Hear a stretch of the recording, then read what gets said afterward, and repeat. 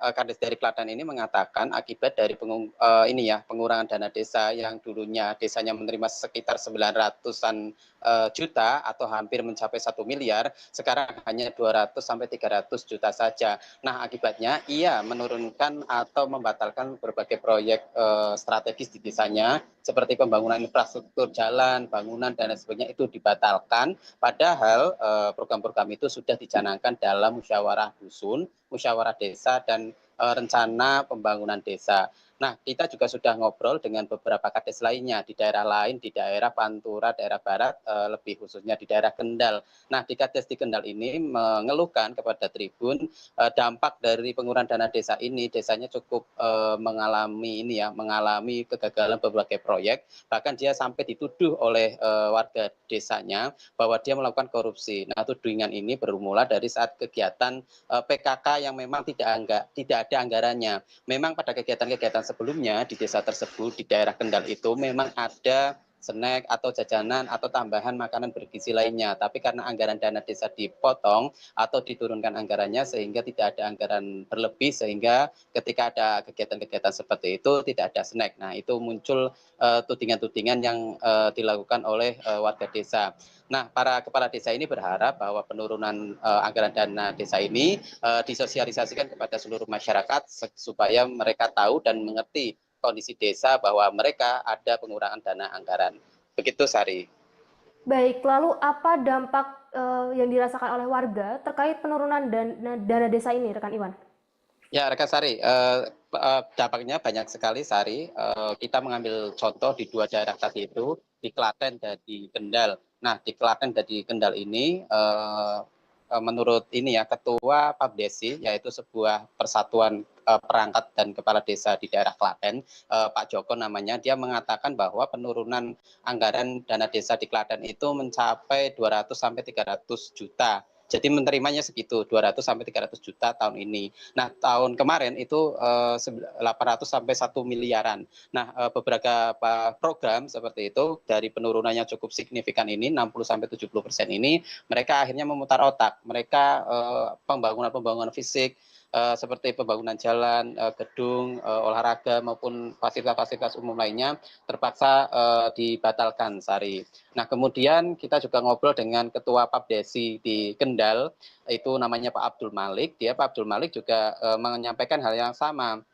Para desa di Kendal juga akhirnya memutar otak dan mereka juga tidak menjalankan beberapa program sudah direncanakan dari awal, yang mana direncanakan di tahap musyawarah desa atau musdes. Itu mereka juga akhirnya membatalkan itu karena tadi itu lagi-lagi proyek infrastruktur butuh anggaran dan anggaran yang mereka terima tidak ada seperti itu. Ada tapi mereka dialihkan untuk beberapa program prioritas. Nah, dampak berikutnya, Sari dan pemirsa Tribuners, ada beberapa program yang menurut mereka kurang strategis akhirnya dihilangkan. Misal adalah ini ya, program P4GN, yakni sebuah program soal pemberantasan narkoba, itu juga dihapus, itu juga dihilangkan. Kemudian PKK, kegiatan PKK, kegiatan Taruna itu dihapuskan dan tidak mendapatkan penganggaran. Begitu, Sari. Baik, lalu bagaimana penilaian dari pengamat kebijakan atas menurunnya dana desa ini, rekan Iwan?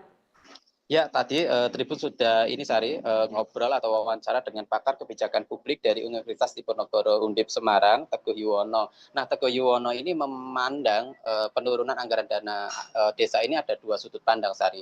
Nah, sudut pandang yang pertama adalah berkaitan dengan fenomena praktik dana desa yang sering dikorupsi. Nah, itu menjadi salah satu pandangan dari pakar Undip ini bahwa bisa saja dana desa dikurangi karena selama ini pengurangan-pengurangan saya ralat ini ya, kejadian-kejadian korupsi beberapa tahun terakhir yang terjadi di desa ini menjadi semacam ini ya, semacam bentuk evaluasi dari pemerintah pusat sehingga mereka mengurangi jatah dana desa. Itu yang pertama. Nah, yang pandangan kedua adalah karena area coverage pemerintah atau area ini ya, desa yang disalurkan dananya ini lebih besar sehingga sehingga pemerintah butuh dana yang lebih besar. Nah, sedangkan anggaran yang ada di pemerintah pusat tidak ada. Nah, dua pandangan ini yang disampaikan oleh pakar kebijakan publik dari Undip. Nah, dia menyarankan kepada para kepala desa untuk tetap menjalankan program-program yang sudah ada, tapi tentu dengan program skala prioritas. Artinya program yang menjadi skala prioritas dari kepala desa itu dijalankan dengan anggaran yang sudah ada. Kemudian dia juga mengimbau kepada para desa untuk melakukan evaluasi diri. Artinya mereka juga harus melakukan pembenahan-pembenahan soal administrasi pelaporan dana desa, sehingga publik juga lebih percaya, publik lebih meyakini bahwa dana desa yang selama ini dikelola desa akan benar-benar tersalurkan kepada publik dan benar-benar berguna kepada masyarakat. Begitu rekan Sari. Baik, terima kasih banyak rekan Iwan atas laporannya. Selamat bertugas kembali dan selalu jaga kesehatan. Tribuners, berikut informasi terbaru dari Live Breaking News Jateng. Saksikan terus berita terkini lainnya di sosial media kami di Tribun Jateng. Saya Sari, mewakili kru yang bertugas izin pamit undur diri dan sampai jumpa.